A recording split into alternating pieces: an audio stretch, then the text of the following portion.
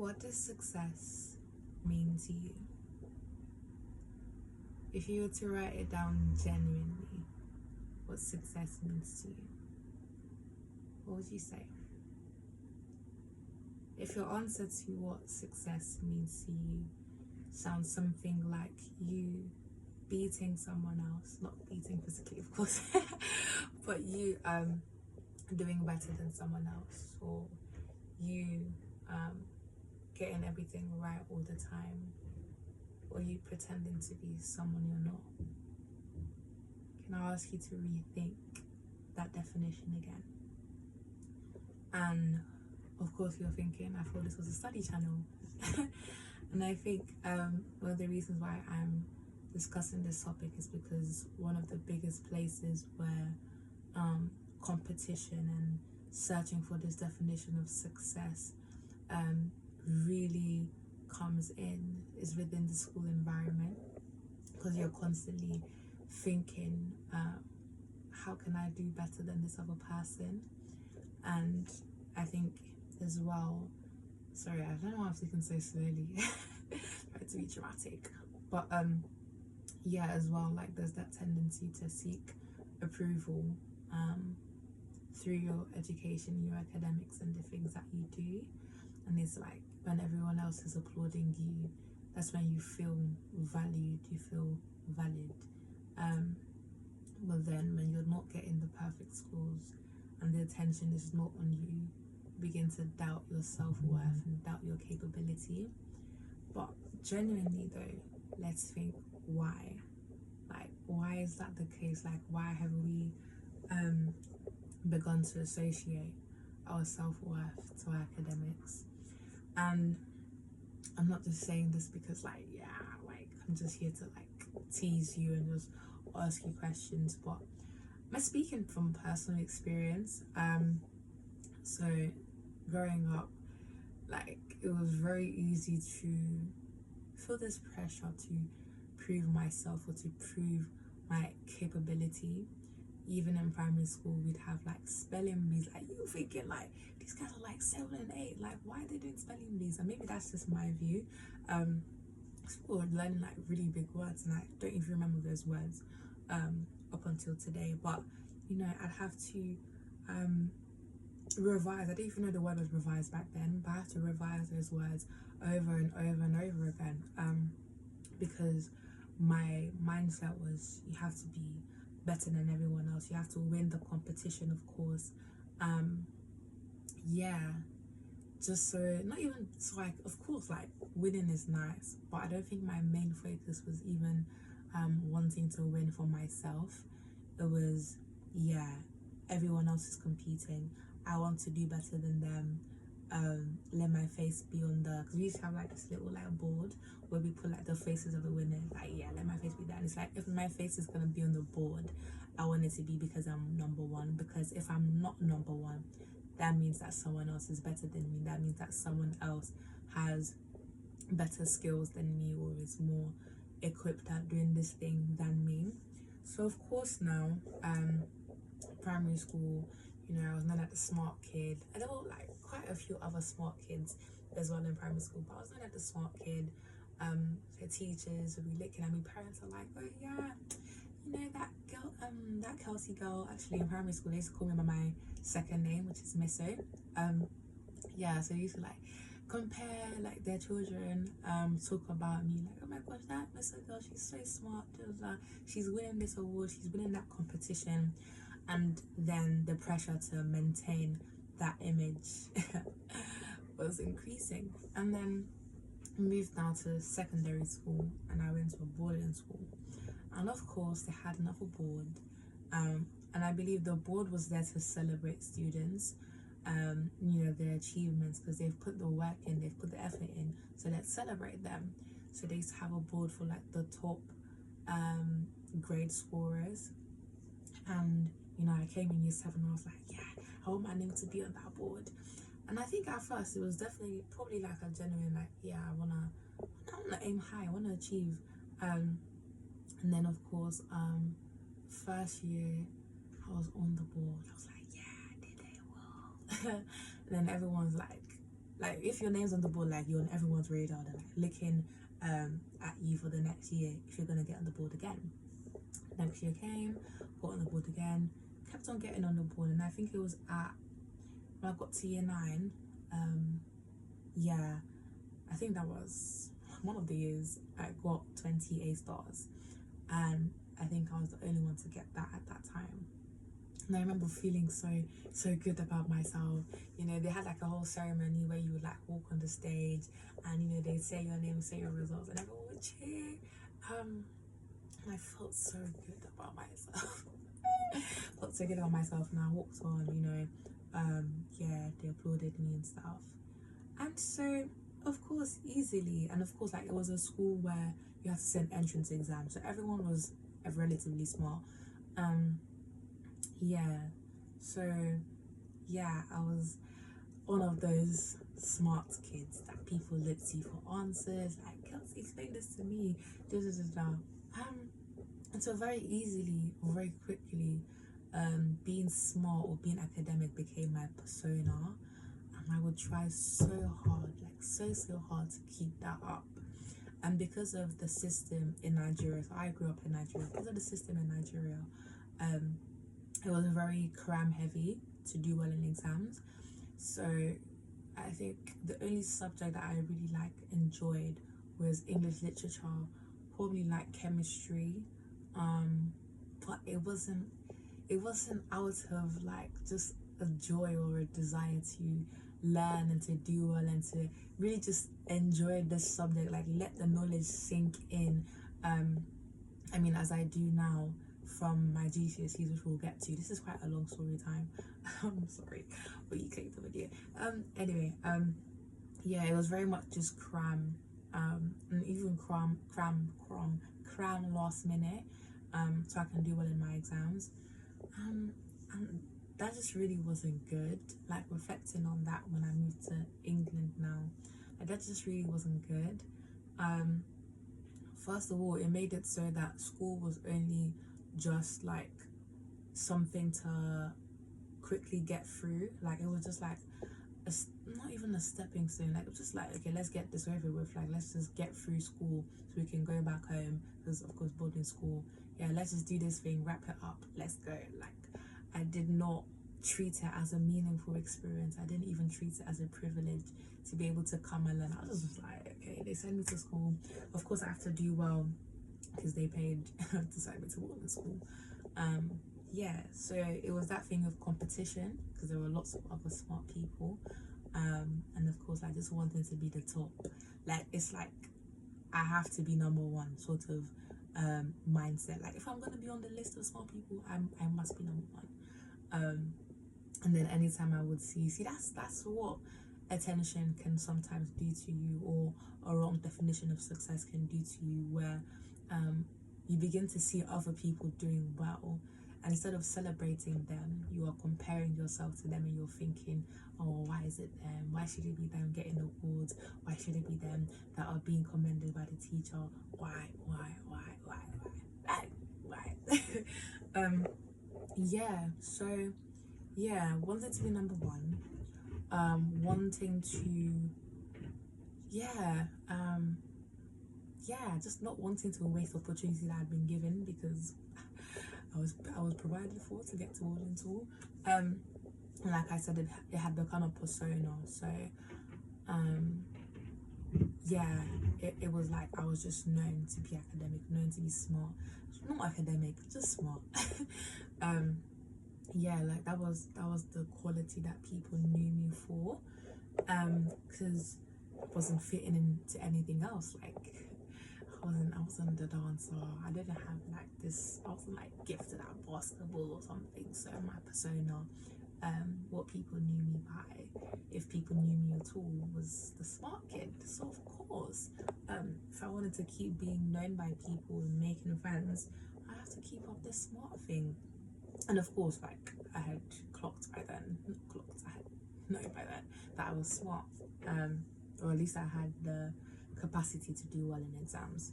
So, moving past boarding school now, I moved to England, And it's so funny because I moved to England. Hey, why am I talking like that? I moved to England at a perfect time, because that 1 year that I was about to move to England, I could already tell that I was not going to do very well in my exams.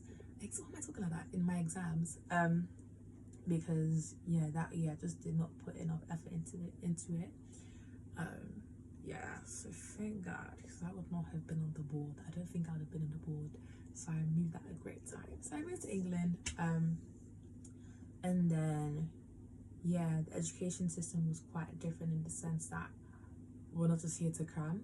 Like, I actually have to understand the content and be able to apply it. My goodness, the application side of exam questions, ooh, caught me off guard. But yeah, but I think the competition thing was very much still there, because the first school I moved to had, like, you know, the set system, set one, set two.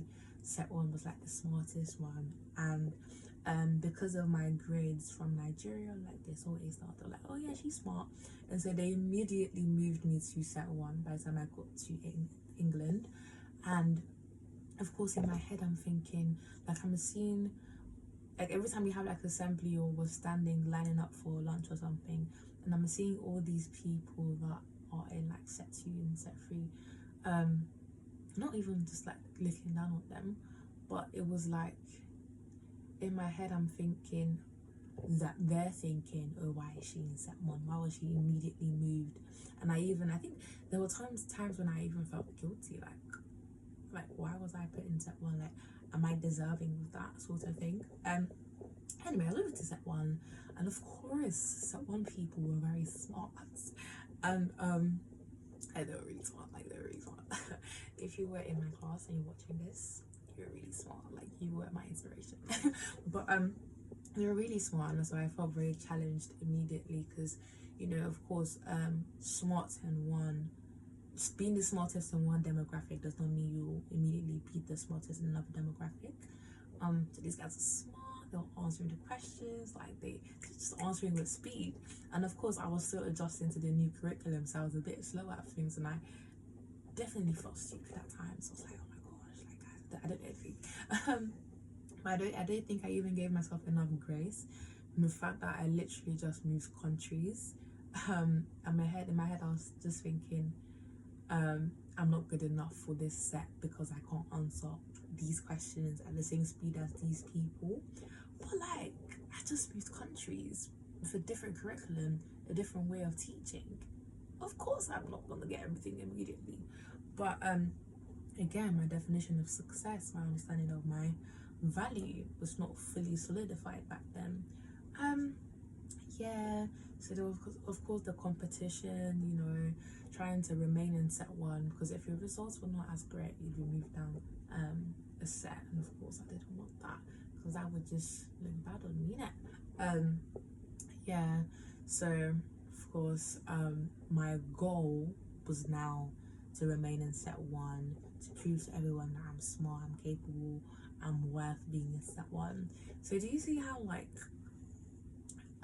at many stages of my education up until now, my goal for being in school was not for me to enjoy what I'm learning and to build my understanding so I can apply it to the world around me.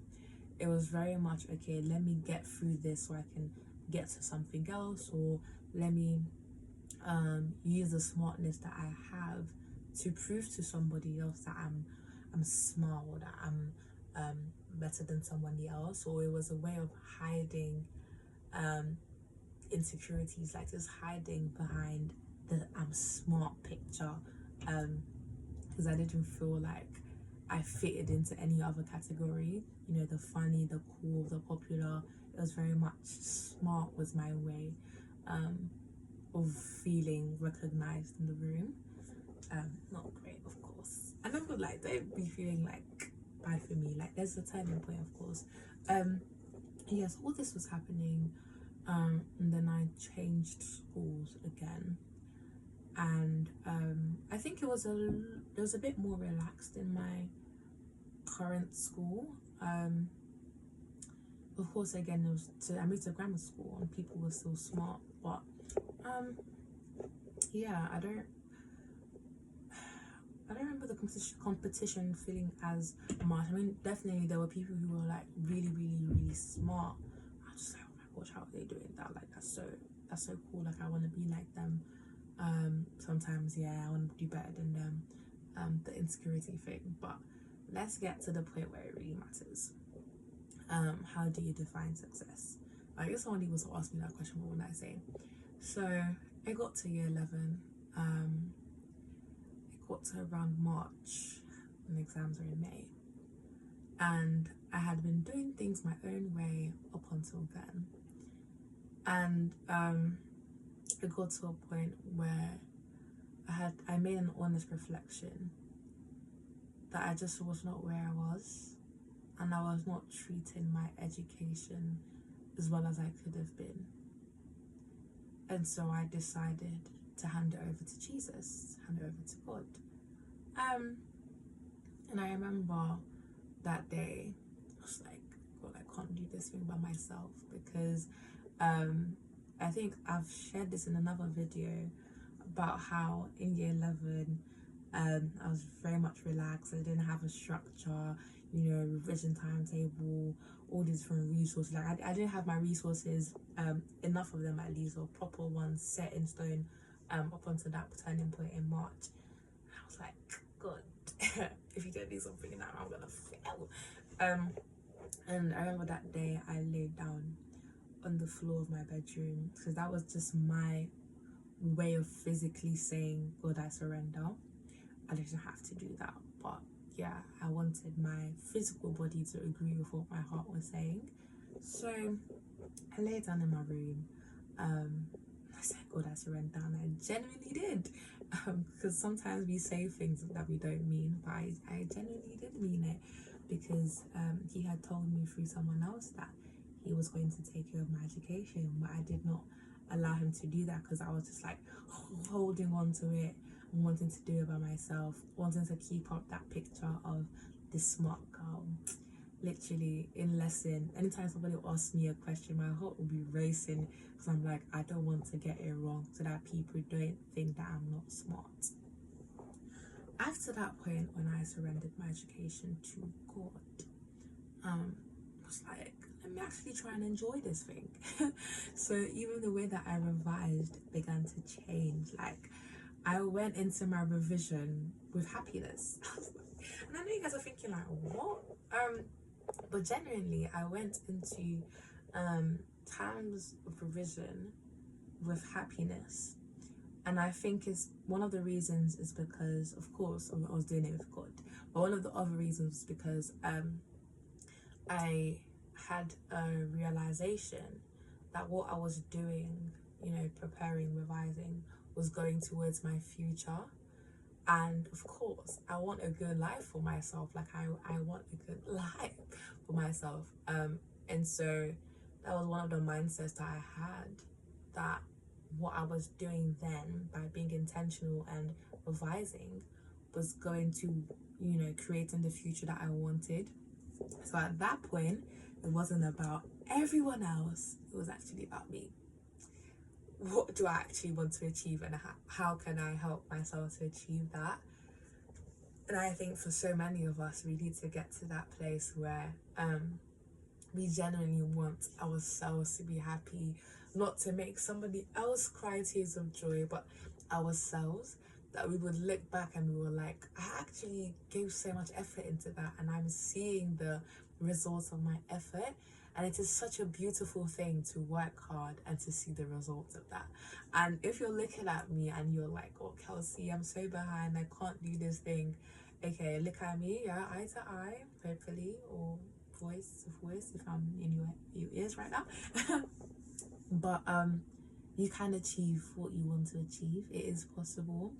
I think the more that we believe that it is possible, the more likely we are to achieve it. But don't feel like you always have to do it for, like, to make somebody else happy or to prove yourself to somebody else. Like how you are right now is already valued. Like how you are right now is already amazing. You're already beautiful. You're already worth so much. And and you getting A stars or getting a grade 9 is not going to make that any more, any less. Of course, now we have the professional things of like in the work environment, access to opportunities where, okay, people who get these grades go to these universities and that and that and that. But your grade does not detach from your own personal self-worth. Of course, there is a place where you have to you want to work hard because of the opportunities that you want to have in life, but you're not doing it to be better than somebody else. Because honestly, I think even the way that we focus when it comes to revision, if it's just I'm trying to beat somebody else, I'm trying to prove myself worth to somebody else, some people may actually find that enjoyable because it gives them that momentum.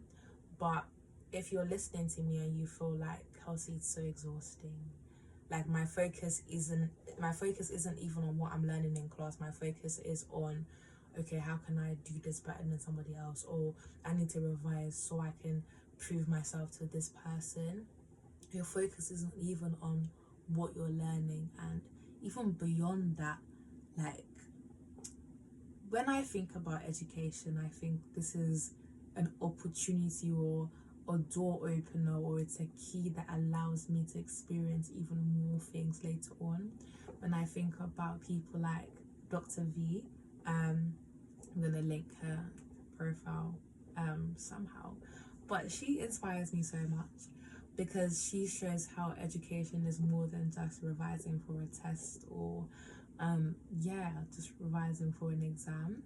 It's a way to launch yourself into even bigger platforms and opportunities that you never thought that you'd be able to access. Like, she's now going around the world inspiring other young people as well to make the most out of their education.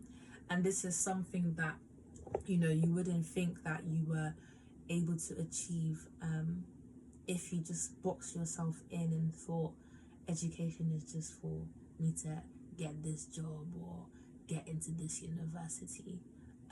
Those things are important. Of course, that was in my mind, but I don't think that was my sole focus at all. I wanted to do well for myself, and I hope that you will want to do well for yourself too. And I think for me, that looked like surrendering that to God. For you, it may be writing it down. I think sometimes we ignore the power of writing things down. So generally just writing it down. I want to do well in my GCSEs, A levels, whatever it is, for this purpose that is a personal reason. Like, you just genuinely want to make yourself proud. Writing that down, first of all, so that it can go from your heart to something physical, something tangible, something that you have recorded, and then your mind can even remember, oh my gosh, I wrote that down.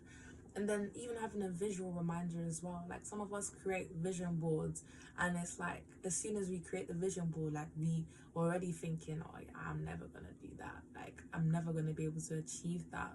But I think that's one of the whole reasons why it's on your vision board. Like, it's your vision. You may not see it yet, but you're gonna achieve it because you believe and you're working hard to do so. So don't give up on your visions and your dreams. Like, don't give up on it. And I think as well, just because somebody else hasn't done it doesn't mean that it's not possible. Like, I didn't know anybody who had gotten 11 grade 9s, especially not after moving to England from a whole different country, just like less than 3 years before. I had not heard anyone do that, but I aimed for that because that's what I wanted to achieve. Like, I knew what my capabilities were, and so I wanted to exceed that. And like, yeah, I had never gotten a grade 9 in everything beforehand, not in my mocks, not in tests, not in whatever, but yeah, I knew I was capable, even though I hadn't done it before. And so I felt to myself, if I really give my all to this thing and trusting in God, like, I know this thing will be possible. And that's what I achieved. So yeah, just to cut the long story short, dream big and the vision is possible. But again, coming back to that question, I asked at the beginning. Sorry, I don't wear wigs often, so you can see I'm just like, yeah. Coming back to the question at the beginning, what does success mean to you? What do you really want to achieve? Do you really want to come out of secondary school, out of sixth form, and realize you didn't really learn anything? Realize that you didn't make the most out of your time there? Realize you didn't spend the time, picking the brains of your teachers to learn something new, to go beyond your curriculum and your course, to ask questions on the things that you find interesting, like ask why. Like, do you want to come out of those, 5 years, sixth form, 2 years, so let's say something up together, 7 years? Do you really want to come out of that and realize that, whoa, there was so much time that had passed, like literally 7 years have passed, and you didn't ask the questions that you wanted to ask because you were jealous of somebody else, or you were wondering, oh my gosh, how will I look if I ask this question? You didn't make the most of the after school clubs and the intervention because you didn't want to look like you weren't cool. You didn't want to look like you needed help. You didn't want to look vulnerable. Do you want to come out of the 7 years and be like, wait, they actually taught me so much? Like, I literally had a teacher who is supposed to be an expert in that subject, and I didn't pick their brains. I didn't go beyond what was taught in my curriculum because I couldn't be asked, or because I didn't value what education really is.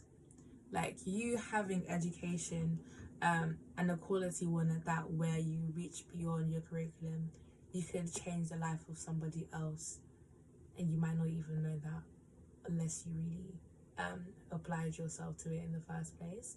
You may open the door for yourself that you didn't even know that door existed. Like me, for example, now I'm able to speak to you and share content on education. If you asked me if I would do this 10 years ago, I'd be like, you crazy.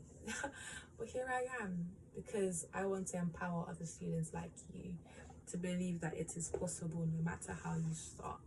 So yeah, this was quite a long episode. I hope you found it useful. I hope it's just like, it gives you a starter. Like, this should not be the end of your thought process in terms of what success looks like or means to you. Please do not let it be just about you competing with somebody else. I think what you can do is spend 5 minutes, just 5 minutes, sometime this week, sometime today, asking yourself questions like, who am I really doing this for? Who am I revising for? Who am I working hard for? Who am I in school for? What am I doing? Like, I know it's quite a broad one. What am I doing with my time, with my education? Like, what am I doing? In England, we have the privilege of going to school for free. What are you doing with that? Skipping every class? Doing your homework 2 days before the deadline? What are you doing? Just gliding through the motions? What are you doing? Waiting until tests and exams to revise? What are you doing? You're smart, and so you're relying on your smartness to get you by without actually revising or putting in the effort, because you're comfortable with just being smart. Who am I doing this for? What am I doing? And what do I want to do? What do you want to be? What do you want to achieve in life? Who do you want to help? What are the things that you are passionate about? Who are the people that you're passionate about? And even if you don't know this yet, aspire to discover. Yeah. Hopefully that gives you a couple of things to think about. I hope that you continue to watch the rest of my videos to learn more about my story and my testimony. I love you, and I'll see you soon. Bye.